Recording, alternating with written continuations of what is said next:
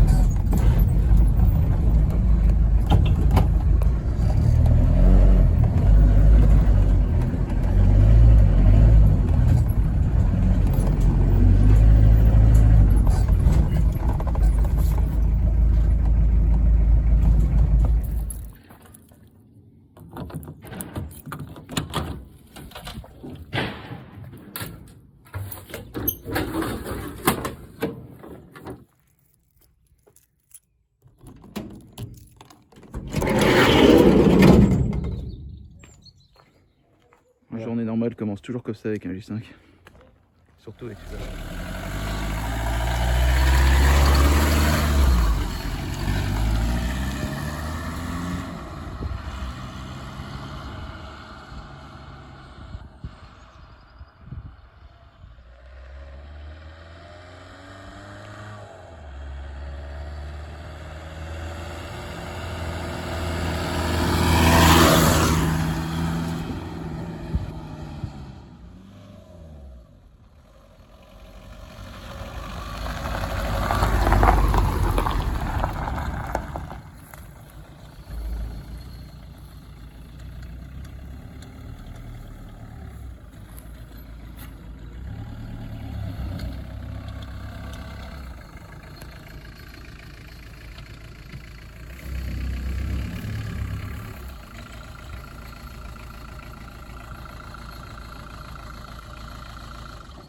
Bonjour à tous, aujourd'hui je vous présente mon J5. Le J5 c'est le camion qui nous sert à aller chercher toutes nos pièces de voiture et souvent aller chercher les voitures. Donc je tenais à vous le présenter, donc ça sera lui qu'on présentera aujourd'hui. Allez c'est parti, si vous avez de la chance on a un super soleil de type californien. Donc voilà, c'est un J5, donc 2,5 litres diesel, et pas turbo diesel, il est diesel, de 1989, donc c'est une série 1, c'est presque l'un des derniers série 1, je crois qu'il y a eu des séries 1 jusqu'en 90-91, donc voilà, c'est vraiment la dernière phase du 1, donc avec cette calandre qu'on retrouvera à peu près identique à l'envers sur le C25. Après, les J5 et les C25 ont carrément la même face avant, on ne pourra plus les distinguer juste par le logo du constructeur. Voilà, donc ce J5, en fait, c'est un fourgon que m'a donné mon frère Damien, donc mon frère qui a fait la carrosserie sur la 635 CSI, enfin qui fait la carrosserie sur la 635 CSI. Voilà, donc ce camion, en fait, il est dans la famille depuis, je pense, au moins bien 12-13 ans, voire plus. Et moi, ça fait maintenant 3 ans que je l'ai récupéré. Alors mon frère un jour me dit le J5 t'intéresse? Je dis pourquoi pas. Il dit j'ai fini les travaux chez moi à la maison et le camion bah, j'en ai plus besoin, donc c'est soit tu le prends soit il part à la Ferrari. Donc il paraît pas trop mal quand on le regarde comme ça. La carrosserie, le châssis est sain. Après la carrosserie nécessite quand même pas mal de reprises. Donc moi j'ai essayé de stopper l'avancée de la corrosion. C'est surtout au niveau des bas de caisse qu'il est pas très beau. Moi il me sert pour aller chercher des pièces de voiture comme je vous ai dit tout à l'heure. Il me sert pas beaucoup. Si je fais allez, 1000 ou 1500 km par an avec, c'est un grand maximum. Et il est toujours à l'abri. Voilà. Donc il bouge plus. J'ai récupéré pas mal de pièces pour le remettre à peu près en état. Donc les feux à l'avant, les phares à l'avant sont neufs. Les feux aussi à l'arrière sont neufs parce qu'ils étaient bien passés et ils passaient plus au contrôle technique à cause de ça. Les bananes de pare-choc, c'est quelque chose qui disparaît rapidement sur un J5 parce que bon ben c'est quand même un camion assez imposant et pour manœuvrer dans les petits garages, c'est souvent ça qui saute en premier. Donc j'ai réussi à en récupérer un et réparer l'autre, voilà. Donc comme vous avez pu voir tout à l'heure dans le début de la vidéo, il y a quand même de la place dans un J5. Celui-là il n'est pas du tout aménagé, c'est vraiment le le fourgon de base pour aller chercher de la pièce, hein. Et moi, il me sert aussi pour faire tout l'entretien de la maison. Et voilà, donc jamais je ferai un camping-car avec ça ou quoi que ce soit. C'est vraiment c'est le monsieur Larbin de New Retro Cars, quoi. C'est là vraiment où il est le plus esquinté, c'est vraiment de ce côté-là. Bon, après, vous pourrez voir. Alors, si vous avez suivi les aventures de la DeLorean avec Eddie sur Smell la gasoline, vous pouvez voir qu'il a récupéré quelque chose de la 604, les enjoliveurs. Voilà, c'est un petit clin d'œil à cette 604 qui a servi à récupérer un moteur pour la DeLorean. La DeLorean est toujours en cours de restauration, donc le moteur sera mis dedans, il n'y a aucun souci. Et pas mal de pièces de cette 604 serviront à une autre personne bien connue sur les réseaux sociaux, donc ça on verra ça un autre coup. Voilà. Donc je l'ai pas mal présenté dernièrement sur la communauté, vous avez été beaucoup à commenter, à dire que le J5 fait partie à part entière d'une collection, donc voilà, aujourd'hui je vous le présente. Et puis vous le reverrez très certainement sur la chaîne, hein, parce que dès qu'il y a une bagnole avec de la pièce, c'est lui qu'on prend. Donc là on va faire le tour plus en détail du fourgon Antoine, que vous avez pu peut-être voir sur d'autres vidéos. On va vous montrer la porte coulissante. Elle est pas mal, en fait on accède à la moitié du fourgon et en fait quand on regarde bien, elle est vachement proche de la coque, donc en fait quand on a à débarrasser dans un petit garage, c'est très pratique. Voilà. On va vous montrer le moteur. 2,5 litres D, donc c'est le moteur qui était monté sur les CX diesel, voilà, ni plus ni moins. Donc très pratique, la roue de secours est là, le réservoir est sous la banquette là, donc le réservoir est devant, il est sous les sièges, donc en fait ça laisse la place derrière, le plancher est totalement plat. Donc ce moteur a 300 et quelques mille kilomètres, on a passé les 300 000 l'année dernière quand on est allé chercher la C6, il me semble, avec Pierre. Voilà. Qu'est-ce que j'ai fait comme entretien dessus? J'ai fait la distribution, j'ai fait un nettoyage au propre, j'ai refait le circuit électrique qui est vraiment un gros problème sur ces camions italiens, parce que bien entendu c'est un camion italien. Voilà. Donc ce que j'avais, c'est que avec une batterie neuve, j'arrivais pas à le démarrer, et le fait est que le moteur était mal relié à la caisse, en fait, était mal relié à la masse. Voilà, donc j'ai rajouté des tresses de masse. À l'origine, il y en avait une qui était par là-bas. On voit qu'elle chauffe en fait. Et vu que la masse est mal reliée, et ben, j'ai préféré en mettre une deuxième. J'en ai même une troisième sous le châssis. Donc voilà, maintenant il démarre au quart de tour. En fait, ce que mon frère avait fait à l'époque, c'est qu'il avait mis un bouton de démarrage rapide directement sur le solénoïde du démarreur. Donc là, ce coup-ci, j'ai toujours ce bouton qui peut servir, mais je redémarre comme il faut avec le Neyman, il n'y a plus de problème. Il n'y a plus de problème de perte de tension et surtout de... En fait, c'est une perte par effet Joule, quoi. On chauffait et on avait mal une mauvaise masse, quoi. Voilà.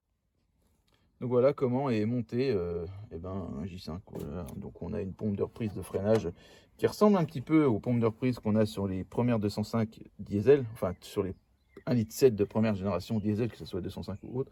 Donc on a une pompe avec plusieurs courroies. Donc le problème c'est que les courroies, on sait très bien qu'une couronne, deux courroies l'une à côté de l'autre ne sont jamais tendues de la même façon. Donc quand le camion est froid, de temps en temps on a une courroie qui patine. Voilà.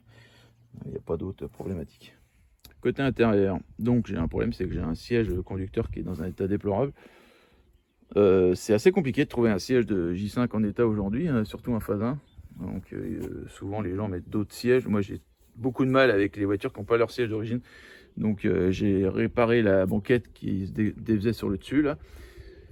Et j'ai réparé comme je pouvais le siège avec un sac à café. Donc pour l'instant ça tient, mais c'est pas très beau.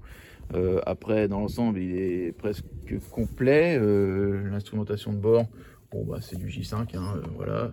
La différence avec le C25, c'est qu'il y a juste le logo qui change.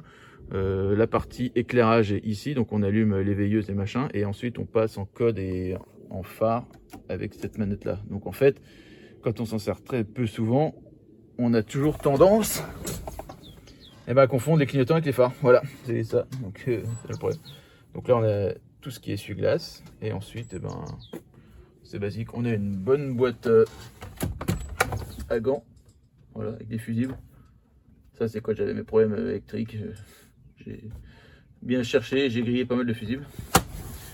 Donc au sol, on a un caoutchouc qui est d'époque, hein, et il n'est pas si moche que ça. Et puis j'ai changé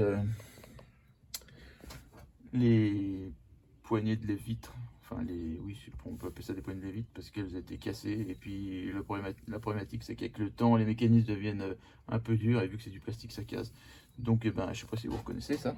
Ça, c'est de la Renault 16. Voilà, j'ai mis des poignées de Renault 16 et ça va très bien, ça fait le job. Et ça fait déjà un petit moment qu'elles sont là, même au temps de mon frère, je les avais déjà mises. Voilà pour ce camion. Et écoutez, vous voyez, il n'a pas fait beaucoup de kilomètres depuis le coup de la C6. Hein. 526 km, c'est pas beaucoup. En sachant qu'il y avait déjà 250 km pour aller chercher la C6. Voilà, vitesse comme la Renault 16 en fait, au tableau de bord, c'est très pratique. Hein. J'adore ce système de boîte de vitesse. Et puis du coup, c'est une boîte 4. Voilà, donc c'est pas un foudre de guerre, mais il consomme rien du tout. On peut plafonner à 135, 140 sur l'autoroute. C'est pas forcément là où il est le mieux. Hein. Sa plage d'utilisation, c'est les petites routes et puis rouler pépère. Et puis avec un truc comme ça, si on fait 6,5 litres, c'est déjà bien. Voilà. Tout à l'heure, je voulais aborder un point. Je vous ai dit que le J5 avait un cousin, donc le C25 de chez Citroën.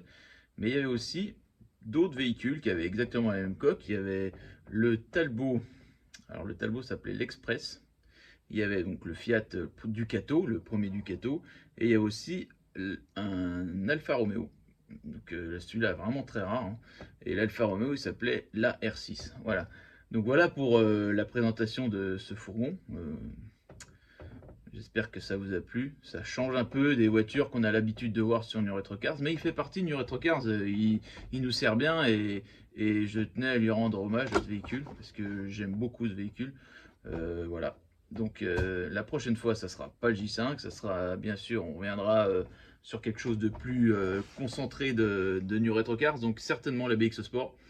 Parce que la BX Sport, je voulais pas forcément montrer, j'ai juste montré une vidéo du rapatriement avec Vincent. La BX Sport, on va essayer de la faire évoluer cette année, donc on a trouvé des pièces, j'ai trouvé des pièces. Là aujourd'hui, ce qui me manque énormément, c'est le pare-choc avant, et ça, je pense que je vais galérer pour le trouver. Donc c'est pas grave, hein, je galérerai. Et puis voilà, donc ça avance bien, la chaîne, on est content que ça évolue. On pensait pas que ça allait évoluer comme ça. Vous êtes de plus en plus à apprécier ce qu'on vous propose, donc ça nous fait plaisir. Et puis on essaie de se diversifier, mais on va continuer à se diversifier dans les populaires, donc c'est-à-dire les 205, les BX. On va rester dans ces voitures-là, on va pas aller plus loin. Je pense pas que ça soit le but de cette chaîne d'aller chercher des voitures qui sont plus modernes ou plus puissantes ou autres. Je pense que on a trouvé notre voie sur les voitures qu'on aime, donc les voitures populaires, les voitures qui nous ont fait vivre quand on était gamin. Et je pense que vous êtes aussi nostalgique que nous là-dessus et la communauté.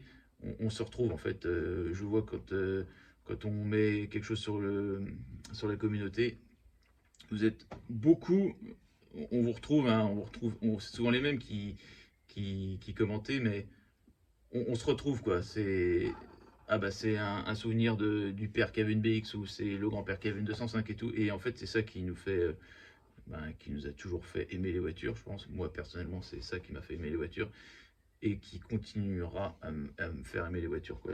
Les voitures, je les aime parce qu'elles ont des souvenirs.